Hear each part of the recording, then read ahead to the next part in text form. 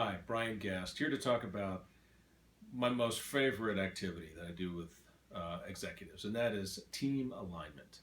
Let me start by asking you a question. First, if you had a choice, would you bet on a team that was stacked with lots of great talent, but not terribly aligned, or a team that had mediocre talent, but they were aligned regarding values, vision, and priorities?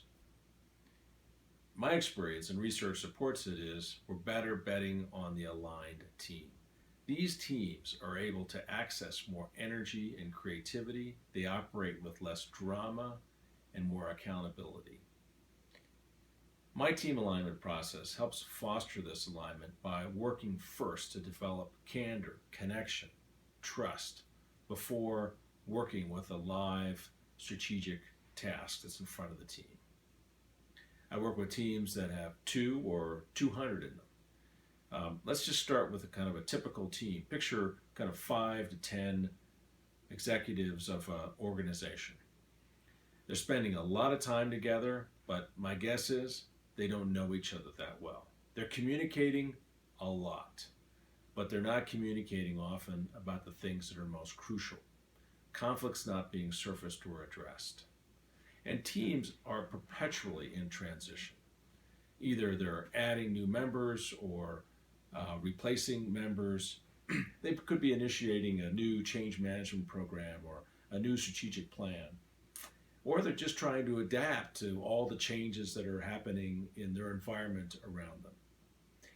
Any way you look at it, they need a guided, structured process to help them operate at a higher level, to build connection and focus among the team members. This is team alignment. Now, let's take a larger group, say a group of 200 managers, the top 200 managers of an organization getting together for the typical kind of corporate offsite. Now, first, I'll tell you, I'm kind of taking on a personal mission to eliminate corporate offsites that are filled with large numbers of PowerPoint presentations filled with numbers. I want to create instead experiences that are inspiring, fun, and engaging for the participants. And in doing that, these events become more conversational. For example, I'd rather, instead of having a senior executive make a presentation using PowerPoint, I'd rather interview him or her, bring about a little more personal side as well as the core messages that they wanted to convey, or perhaps do it in a panel format. I interweave into these corporate events team building exercises. This allows all the participants to feel connected to one another, to feel like they're part of something bigger. And all the events, people are going to leave focused on a core set of priorities that are simple to understand and easy to communicate out to the rest of the organization when they return to it. Any way we work, whether it's 2 or 200, the team alignment process starts the same. I survey and or interview some or all the participants at the event.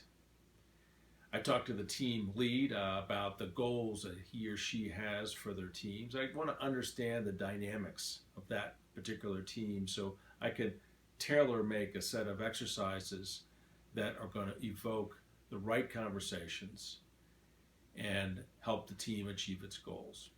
When it comes to the actual offsite event itself, that event usually is 1 day to 3 days. And as I referenced, it's not going to be on the corporate campus. It's going to be somewhere offsite. These events are followed up by me checking in with the team lead and or the team itself after the event to see how well they've done executing against the commitments that they've made at that offsite. Sometimes these events are one-time experiences.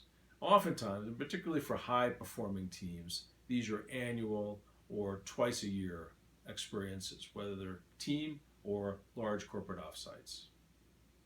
So what's the next step for you if you want to align your team?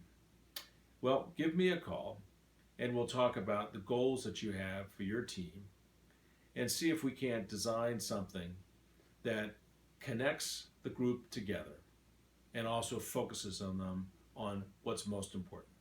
I look forward to talking to you.